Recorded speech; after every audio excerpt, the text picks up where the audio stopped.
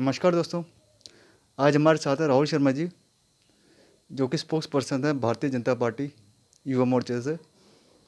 आज इनसे बात करते हैं कि जम्मू में जो यूथ इश्यूज़ हैं और बीजेपी कितने कमिटेड है डिलिमिटेशन के बाद, और क्या क्या सिनेरियो बनाना है या पॉलिटिकल सिनेरियो क्या बनता है, इसी बेसिस पे आज बात करेंगे राहुल जी से।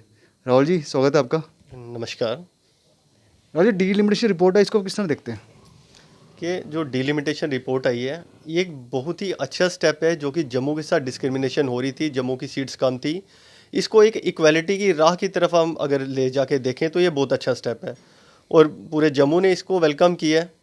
थोड़ा बहुत इसमें कुछ इश्यूज़ हैं जिसकी जो रिजेंटमेंट लोगों के बीच में है या जो भारतीय जनता पार्टी को इश्यूज़ थे, तो वो हमने इशू की अपनी जो रिजेंटमेंट है वो शो की हुई है और उसको रेक्टिफाई करने के लिए हमने बोला और बहुत जल्द वो भी ठीक हो जाएगी। अक्सर ये बीजेपी कहती रहती है डिस्क्रिमिनेशन से 70 साल ये नहीं हुआ, हमें पावर नहीं थी, 2014 के बाद पावर दी आपको, आपके एमपी भी रहे, डिप्टी सीएम भी रहे, लेकिन सीएम नहीं रहा पहले। क्या इसको किस तरह देखते हैं, क्या सीएम अब होगा?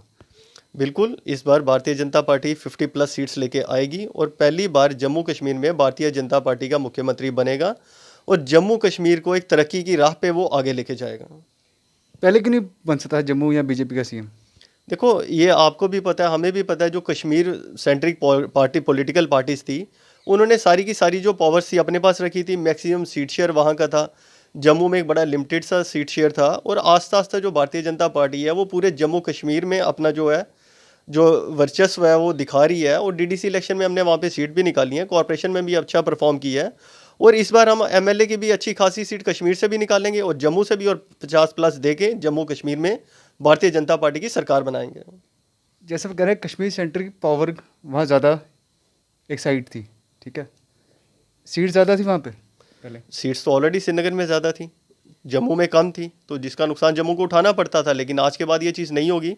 जम्मू की भी जो पावर है वो इक्वालिटी की तरफ बढ़ा दी गई है और इक्वल सीट शेयर अप्रॉक्सीमेटली हो चुका है। और उसके बाद जम्मू की जो पॉलिटिकल पार्टीज़ हैं उनको भी ये सोचना चाहिए कि आप कश्मीर कश्मीर हर समय करते रहते हो, तो जम्मू की भी जो पार्टी है, जैसा पैंथर पार्टी है और पार्टी थी, उन्होंने भी जो कश्मीरी लीडर्स हैं उनकी टोन पे बात करना शुरू कर दी। तो ये चीज़ उनको भी सोचना चाहिए कि जम्मू कश्मीर पूरा एक है। जिस तरह भारतीय जनता पार्टी पूरे जम्मू कश्मीर के बारे में बात करती है, तो कश्मीर सेंट्रिक पार्टीज़ ने कभी जम्मू के बारे में बात नहीं की, उन्होंने सिर्फ कश्मीर का सोचा और इसका नतीजा अब उनको भुगतना पड़ेगा और उनको जम्मू कश्मीर से उनका सफाया हो रहा है और आस्ता आस्ता वो बिल्कुल एक्सटिंक्ट हो जाएंगी जम्मू कश्मीर से। राहुल जी, करंट सीट्स कितनी हुई हैं और जम्मू की कितनी, कश्मीर की कितनी? देखो, जम्मू की 6 सीट बढ़ गई हैं और श्रीनगर की एक बढ़ गई है। अब ये 43 और ये 47 की रेशियो बन गई है। टोटल 90 सीट्स हमारी यहाँ जम्मू कश्मीर में हो गई हैं। पहले 83 थी, जो 4 सीट लद्दाख की थी वो निकल गई, तो 83 प्लस 7 90 सीट्स हो गई हैं। तो 24 सीट्स पहले 111 होती, तो 24 सीट वैकेंट होती पीओजेके की, रिफ्यूजियों की, वो उनका क्या हुआ? देखो, हर एक चीज़ स्टेप बाय स्टेप होती है। अगर आप बोलो कि मैंने आज ही नींव रखी है और आज ही मैं लेंटर डाल दूंगा, तो वो चीज़ नहीं होती। स्टेप बाय स्टेप जो आस्ता आस्ता जो वहाँ की सीट्स हैं, स्टेप बाय स्टेप सारे प्रोसेस कंप्लीट हो जाएंगे। लेकिन हमें भी चाहिए कि एटलीस्ट जो प्रोसेस होता जा रहा है उसको अप्रिशिएट करें। Rome was not build in a day. तो इसलिए जम्मू कश्मीर की भी जो जितनी भी लोगों की दिक्कतें या प्रॉब्लम्स हैं, जो कोई डिस्क्रिमिनेशन हुई है, जो कुछ है, वो आस्ता आस्ता सारी की सारी रेक्टिफाई कर दी जाएंगी और ये आपको भी नज़र आ रहा है कि वो चीज़ें ठीक होना शुरू हो चुकी हैं।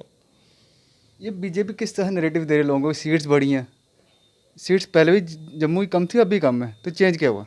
देखो, सीट्स में जो डिफरेंस था वो आपको नज़र नहीं आ रहा है कि अगर 7 सीट बढ़ी हैं तो उसमें जो भी उनका क्राइटेरिया था करने रखने का, सीट्स बढ़ाने का, उसमें 6 सीट्स का शेयर जम्मू को मिला है। तो दैट मीन्स कि पहले डिस्क्रिमिनेशन होती थी। अगर आज भी ये कांग्रेस एनसी पीडीपी के रूल में हो रही होती तो शायद आज भी 6 सीट्स और उनकी बढ़ा दी जाती और जम्मू को आज भी कुछ ना मिलता।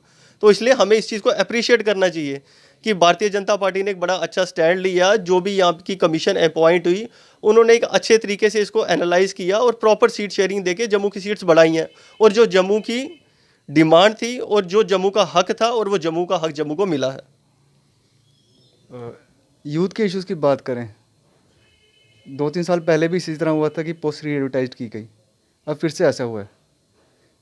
मतलब ये कोई वो तो नहीं है, एक नैरेटिव की अपने कुछ पॉलिटिकल विल पूरी करने के लिए, भाई हम इसको प्लांट करेंगे कि ये भाई इनके बच्चों की बात करेंगे, इनको करेंगे ऐसे?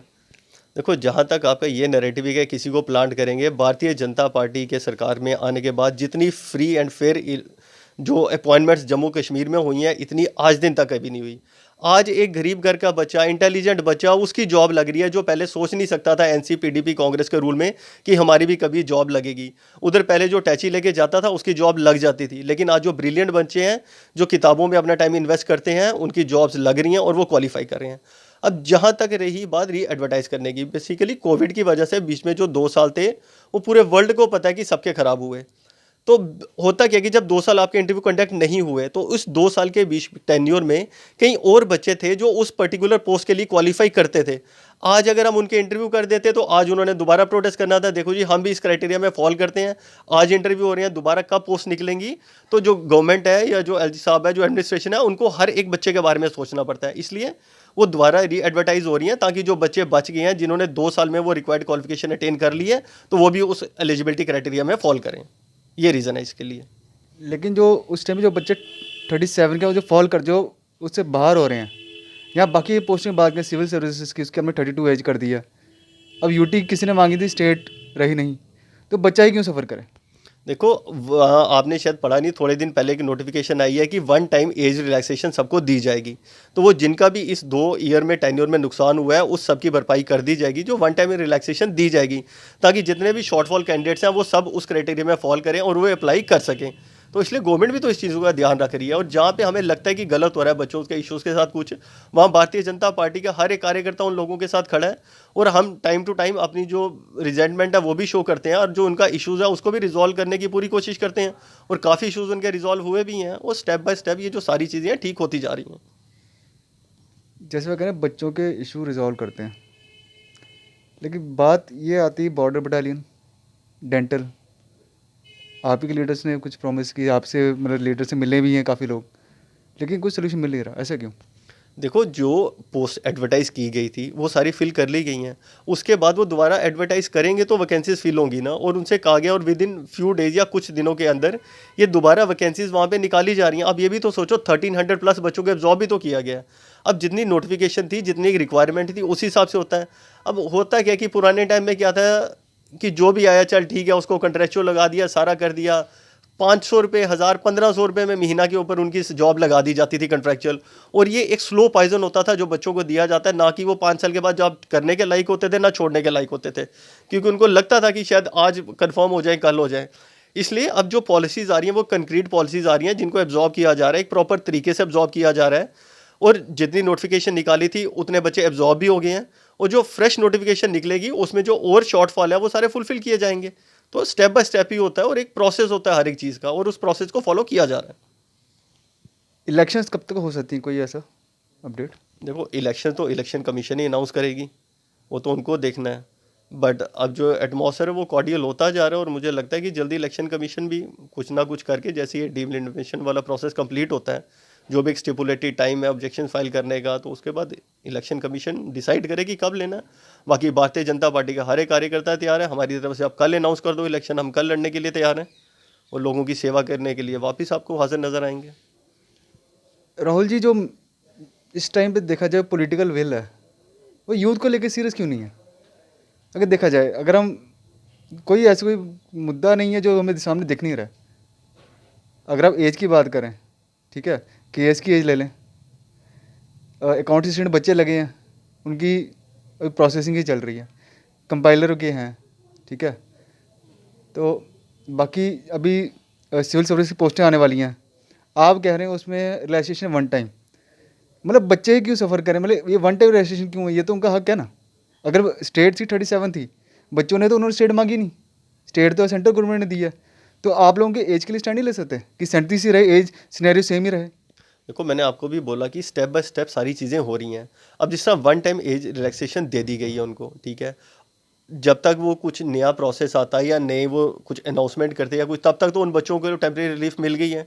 उसके बाद दोबारा जब यहाँ पे एक इलेक्टेड गवर्नमेंट बनती है, जो नई पॉलिसीज़ बनती हैं, उस हिसाब से ये जो इश्यूज़ हैं थोड़े बहुत पेंडिंग है या जो जम्मू के हक में होने चाहिए, उन सारे इश्यूज़ को भी रखा जाएगा और किया जाएगा।